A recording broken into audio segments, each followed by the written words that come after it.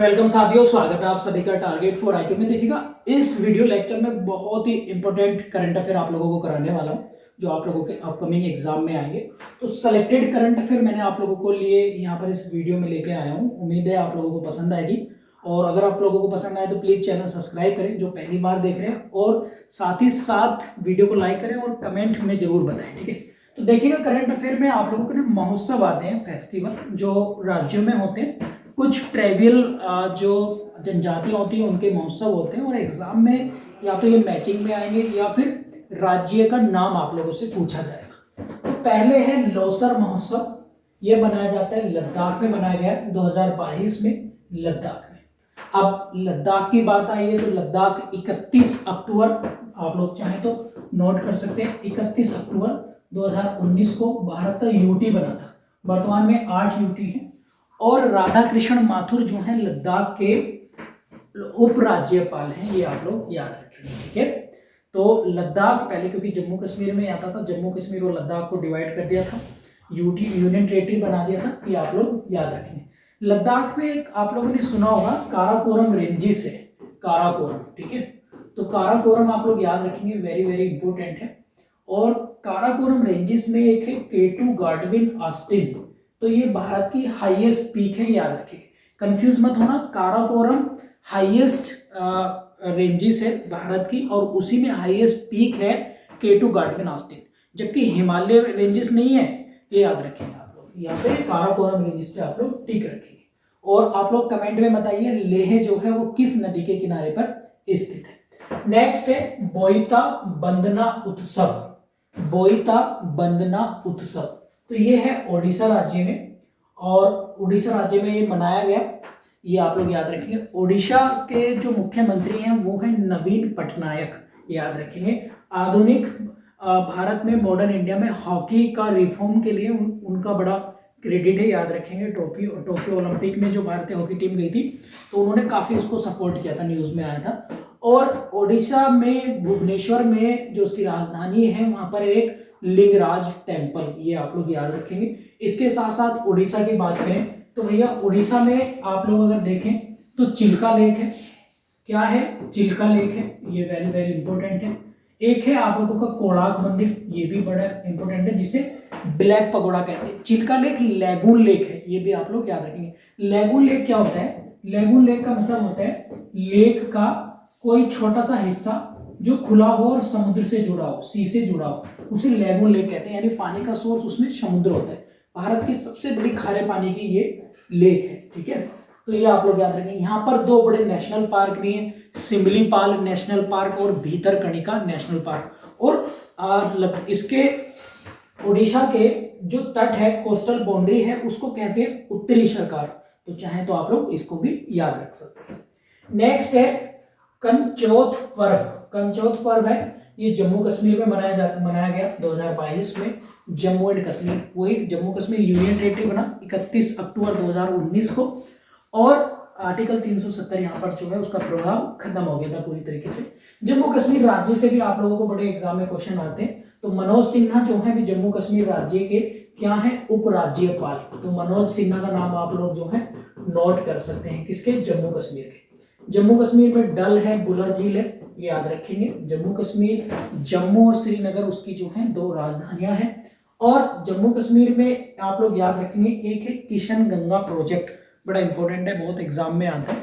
जम्मू कश्मीर में आप लोग याद रखेंगे तो एक है किश्तवाड़ नेशनल पार्क, उसको याद रखेंगे। और जम्मू कश्मीर में एक है सलीम अली नेशनल पार्क, तो इसको भी आप लोग याद रखेंगे, बड़ा एग्जाम में ये भी क्वेश्चन आप लोगों के आता है। ठीक है, जम्मू कश्मीर में जोजिला है, और आपका बुर्जिल पासेज है। ठीक है, तो ये आप लोग याद रखेंगे। पीर पंजाल है, ये भी आप लोग, ये कुछ पासेज हैं जो जम्मू कश्मीर राज्य में स्थित है।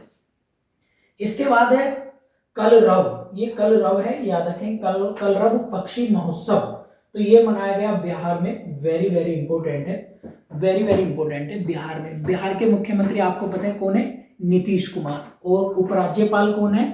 वो है फाल्गु चौहान। और बिहार राज्य की अगर बात करें तो बिहार में एक नेशनल पार्क है, वाल्मीकि नेशनल पार्क, आप लोग चाहें तो इसको याद रख सकते हैं। ठीक है, नेक्स्ट है बिहार से और भी बहुत सारी चीजें हैं आपके एग्जाम पॉइंट ऑफ व्यू से, तो करंट अफेयर है तो मैं कोशिश कर रहा हूँ कि ज्यादा से ज्यादा आप लोगों को बता दूं। उम्मीद है आप लोगों को लेक्चर पसंद आ रहे होंगे। आप लोग चाहें तो हमारे लाइव क्लासेस जो मैं पढ़ाता हूँ UP judiciary, Bihar judicial service के लिए, उत्तराखंड एपीयू मेंस के लिए, तो आप लोग जीएस जुडिशरी के लिए आप बेफिक्र होकर ज्वाइन कर सकते हैं हमारी क्लासेस 7500110300 पर व्हाट्सएप पे कॉल करके आप लोग क्वेरी ले सकते हैं, ठीक है। इसके बाद है आपका नामशोंग त्योहार, वेरी वेरी इंपॉर्टेंट है। ये मनाया गया सिक्किम में।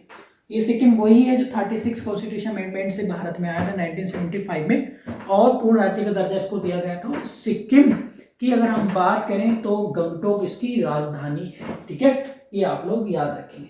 और तीस्ता नदी सिक्किम की जीवन रेखा कहा जाता है, ये भी आप लोग याद रखेंगे। नेक्स्ट है, अब देखिएगा इस स्लाइड में मैंने कुछ ऑपरेशन आप लोगों के लिए जोड़े हैं, जैसे ऑपरेशन गंगा, ठीक है। तो अभी हाल ही में आप लोगों ने देखा होगा यूक्रेन और रशिया में जो युद्ध चल रहा है, यूक्रेन में भारतीय मेडिकल रहते हैं स्टूडेंट्स, उनको भारत से बाहर निकालने के लिए ये ऑपरेशन जो है चलाया। और दूसरा याद रखेंगे आप लोग भारतीय ऑपरेशन ओलिविया। तो ऑपरेशन ओलिविया है, ओलिव रिडले कछुए होते हैं जो हमेशा गुजरात के तट पर अंडे देने के लिए आते हैं, विश्व में सबसे ज्यादा, याद रखेंगे। और ये चलाया गया था इंडियन कोस्ट गार्ड द्वारा, तटरक्षक बल जिसको कहते हैं, उनके द्वारा इसको चलाया गया था। किस लिए? ताकि जो ओवरडिले कछुए हैं उनको प्रोटेक्शन यानी संरक्षित किया जा सके उनके अंडों को। नेक्स्ट है ऑपरेशन देवी शक्ति। तो भैया ये अफगानिस्तान में जब तालिबान का अटैक हो गया था, तालिबान सरकार वहां पर आई थी, तब भारतीयों को बाहर निकालने के लिए ऑपरेशन देवी शक्ति जो है इसमें चलाया गया था। एक ऑपरेशन सर्द हवा है, जो घुसपैठिए बॉर्डर में क्रॉस करते हैं इलीगल तरीके से, उनको रोकने के लिए राजस्थान की सीमा जो पाकिस्तान से लगी है वो बीएसएफ द्वारा जो है चलाया गया था। बीएसएफ की फुल फॉर्म होती है बॉर्डर सिक्योरिटी फोर्स, ये आप लोग याद रखेंगे, ठीक है। भारत और पाकिस्तान के बॉर्डर को कहते हैं आप लोग याद रखेंगे रेड क्लिफ, मैकमोहन कहते हैं भारत और चाइना, डूरेंट है पाकिस्तान और अफगानिस्तान के बीच में, ठीक है। क्लियर है सभी को? उम्मीद है भाई आप लोगों को पसंद आ रहा होगा ये सब चीजें, और मुझे कमेंट में आप लोग जरूर बताइएगा, ठीक है। और इस वीडियो को प्लीज यार ज्यादा से ज्यादा शेयर करिएगा, आप लोग मोटिवेशन मिलता है चीजों से। और देखिएगा अभी कुछ तूफान है जो साइक्लोन चक्रवात आए हैं, उनके नाम एग्जाम में आ जाते हैं, कभी कभी ये मैचिंग में आ जाते हैं। तो ज्यादातर इनका पूछा जाता है किस तट को, किन राज्यों को प्रभावित किया है, या इनका नामकरण किसके द्वारा किया गया। तो यास याद रखेंगे पूर्वी तट पर आया। पूर्वी तट का मतलब है उड़ीसा और वेस्ट बंगाल वाला तट, बंगाल की खाड़ी में इसका ओरिजिन पॉइंट था, पे ऑफ बंगाल में, याद रखेंगे। और इसका नाम रखा था ओमान ने, ठीक है। नेक्स्ट है ताउते। ताउते जो है महाराष्ट्र और गुजरात वाले तट पर आया, यानी वेस्टर्न घाट आप बोल सकते हैं। अरब सागर में आया था ये, अरब सागर ओरिजिनल पॉइंट, तो म्यांमार ने इसका नामकरण रखा। ये वही म्यांमार है जिसका नाम पहले वर्मा था, 1935 के एक्ट से भारत से म्यांमार को अलग कर दिया, ठीक है। एक है बुरेवी। तो बुरेवी केरल, याद रखेंगे, केरल के तट को मालाबार तट कहा जाता है। केरल और तमिलनाडु के जो वेस्टर्न घाट वाला पार्ट है उसको, देखिए मैं बता देता हूँ आप लोगों को, ये भारत का पार्ट है, श्रीलंका है, तो इसको बोलते हैं मालाबार, आप लोग चाहें तो नोट कर सकते। इसको बोलते हैं कोरोमंडल, कोरोमंडल, ठीक है। तो ये नीचे बंगाल की खाड़ी आ गई, ये कोरोमंडल, ये है उत्तरी सरकार, उत्तरी सरकार, ठीक है। और ये पूरा वेस्टर्न घाट बोलते हैं इसको, ये है कोंकण तट, ऊपर तो है कोंकण तट है, ठीक है। तो ये आप चाहे तो ज्योग्राफिकल कीवर्ड्स हैं, एग्जाम में पूछ लिए जाते हैं, तो इसलिए आप लोग याद रखेंगे, ठीक है। नेक्स्ट है भाई आप लोगों का कुछ इंपोर्टेंट, ये देखिए कुछ मैंने साइंस एंड टेक्नोलॉजी का टॉपिक लिया है, आप लोगों को मैचिंग में आ जाता है। जैसे हेलिना क्या है, तो हेलिना पूछ लेगा आप लोगों से भाई ये क्या है, तो ये टैंक रोधी मिसाइल है। टैंक रोधी मतलब ऐसी मिसाइल जो टैंक होते हैं सेनाओं के, उनको ध्वस्त करने, डिस्ट्रॉय करने का काम आता है, और ये भारत का है अपना, ये भी याद रखेंगे, वेरी वेरी मोस्ट है, भारत ने इसका निर्माण किया। नेक्स्ट है चिनूक, तो है हेलीकॉप्टर है, लड़ाकू, और ये यूएसए ने बनाया, याद रखेंगे, लड़ाकू भी है प्लस पैसेंजर जो आर्मी में काम आता है उसके लिए। नेक्स्ट है बाराक, तो भैया ये मिसाइल है जो डीआरडीओ और इजराइल दोनों ने मिलकर बनाया। डीआरडीओ का मतलब मैं बता चुका हूँ आपको कई वीडियो में, डिफेंस रिसर्च डेवलपमेंट ऑर्गेनाइजेशन है। 1959 में 1959 में इसकी स्थापना हुई थी, सॉरी 58 में, 1958 में, और हेडक्वार्टर है नई दिल्ली में। जी सतीश रेड्डी जो है इसके क्या है, जी सतीश रेड्डी इसके चेयरमैन है भी डीआरडीओ का। और डीआरडीओ की तर्ज पर एक होता है आपका इसरो, ठीक है। तो इसरो जो होता है इंडियन स्पेस रिसर्च ऑर्गेनाइजेशन, उसका हेडक्वार्टर बेंगलुरु में है। और बेंगलुरु किसकी राजधानी? कर्नाटक की साइंस सिटी के रूप में इसको जानते हैं। और इसके साथ साथ अगर आप लोगों को बताऊं तो इसरो अब अपकमिंग मिशन में गगनयान आप लोग नोट कर लेंगे। क्या? गगनयान। ये बड़ा आप लोगों का एग्जाम में आ सकता है, गगनयान। ठीक है, तो गगनयान एक्चुअल में होना था 2022 में, लेकिन अब इसे 1 साल एक्सटेंड करके 2023 में कर दिया। इसमें क्या है कि भारत की टेक्नोलॉजी होगी, भारत के लोग होंगे, सब कुछ भारत का होगा और स्पेस में पहली बार जाएंगे। अब तक हम ऐसे नहीं करते थे, टेक्नोलॉजी किसी और देश की होती थी, विमान किसी और देश का होता था, यान जिसे हम बोलते हैं रॉकेट। और तब जैसे राकेश शर्मा हमारे पहली बार गए थे रशियन एजेंसी के हेल्प से। तो ये याद रखेंगे, गगनयान यानी कहां पर ले जाना है? स्पेस में ले जाना है भारतीयों को स्वदेशी टेक्नोलॉजी के थ्रू। ठीक है, याद रखें। नेक्स्ट है भाई इसरो डीआरडीओ के बारे में मैंने आपको बता दिया। मेंस में बड़ा आता है लिखने के लिए, यूपी जुडिशरी में खासकर आप लोग इसको याद रखें। राफेल आप लोगों ने बड़ा सुना होगा, इस पर काफी पॉलिटिक्स भी हुई है। तो फ्रांस से जो है राफेल को मंगाया गया है भारत में, 36 राफेल आए हैं। पहली बार जो लैंडिंग हुई थी वो अंबाला एयरबेस पे हुई थी, आप लोग नोट करेंगे। तो ये लड़ाकू विमान है, याद रखेंगे। ठीक है, क्लियर है सभी को? इसके बाद अगर हम बात करें, राफेल मिस्र और कतर के बाद भारत पर है या फ्रांस पर, केवल 4 देशों पर है, ये भी याद रखेंगे। पिनाक, तो पिनाक एक रॉकेट है और भारत का पहला स्वदेशी निर्मित रॉकेट है। मतलब भारत के वैज्ञानिकों ने खुद अपनी टेक्नोलॉजी यूज करके और खुद इसको डेवलप किया है, याद रखेंगे। ठीक है, एक है अपाचे। तो अपाचे लड़ाकू हेलीकॉप्टर है यूएसए का। ये भी आप लोगों के एग्जाम में बहुत ज्यादा एग्जाम में आपके क्वेश्चन बनते हैं। ठीक है, अब देखिएगा हाल ही में, ये तो आप लोगों के साइंस एंड टेक्नोलॉजी से रिलेटेड वर्ड हो गए जो एग्जाम में आते हैं। एक है आप लोगों के एक लिस्ट अभी इंडेक्स आया, वर्ल्ड हैप्पीनेस इंडेक्स। तो भैया इसमें भारत की रैंकिंग 136 है, याद रखेंगे 2022 में। और पहले नंबर पर याद रखेंगे नॉर्वे को, सॉरी फिनलैंड को। किसको? पहले नंबर पर कौन है? फिनलैंड। बस इतना याद रखिए। किसमें? वर्ल्ड हैप्पीनेस इंडेक्स, नोट कर लेना भैया इसको। किसमें? वर्ल्ड हैप्पीनेस इंडेक्स में। ठीक है, इसके बाद मैं आप लोगों को बताऊं, एक हारून रिच लिस्ट आई है, हारून रिच लिस्ट। ठीक है, तो ये बड़ा इंपॉर्टेंट है, 2022 में ही आई है। इसमें क्या है कि विश्व का सबसे धनी व्यक्ति कौन है, मालदार व्यक्ति कौन है? तो उनका नाम है एलन मस्क। कौन है? Elon Musk. ये आप लोग याद रखें, जो स्पेस एक्स और टेस्ला कंपनी के मालिक हैं। दूसरे नंबर पर है मेटा यानी फेसबुक के मालिक मार्क जकरबर्ग। ये आप लोगों को याद रखना है। ठीक है, अभी बाफ्टा पुरस्कार मिले, तो द पावर ऑफ डॉग को जो है बेस्ट मूवी का अवार्ड दिया गया है।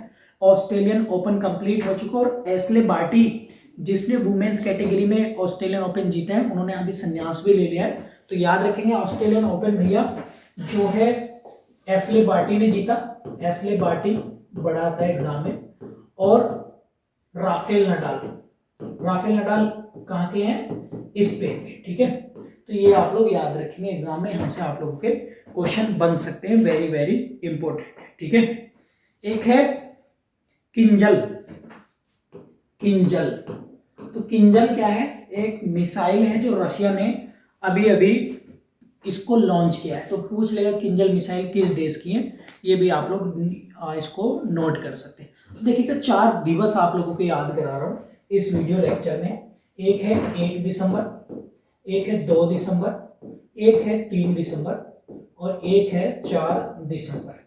ये आप कभी जिंदगी में भूलेंगे नहीं, दावे के साथ कह रहा हूँ। तो पहला है एड्स दिवस, बस आपको पहला याद रखना है, एड्स दिवस।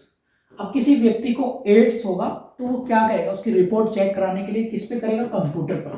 तो कंप्यूटर डे, क्या? Computer day.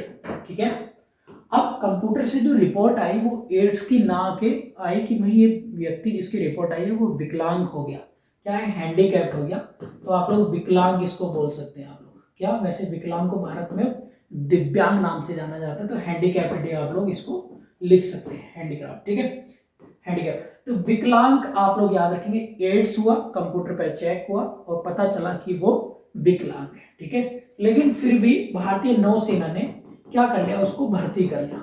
इस पर विकलांग को भी, हैंडीकैप्ड को भी क्या कर लिया?